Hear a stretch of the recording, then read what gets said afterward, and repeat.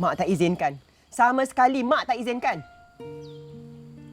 Ayah, restu. Mak, 2-3 tahun tu bukan lama.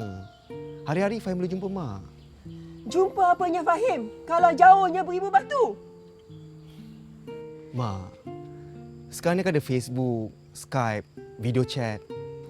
Manalah Mak nak tahu buat semua tu? Alah, hai. Faris kan ada. Banyak lagi universiti kat Malaysia ni. Ha? Ramai orang luar tu datang nak belajar kat sini. Yang kamu tu sibuk nak pergi keluar.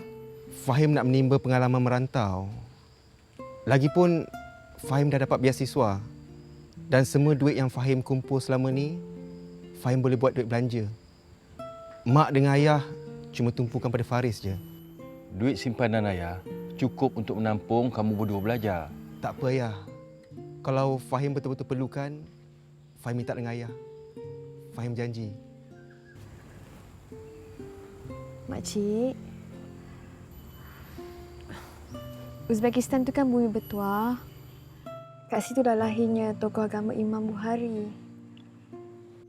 Fahim sebenarnya dia bertuah sangat sebab dapat belajar kat sana. Mak, Fahim nak menimba ilmu di kota kelahiran Imam Bukhari. Fahim nak tengok seni mercu tanda Tashkent, Bukhara, Samarkand dan semua seni pena agung di Uzbekistan. Siti, Tapi bang, saya tak pernah berjauhan dengan Fahim.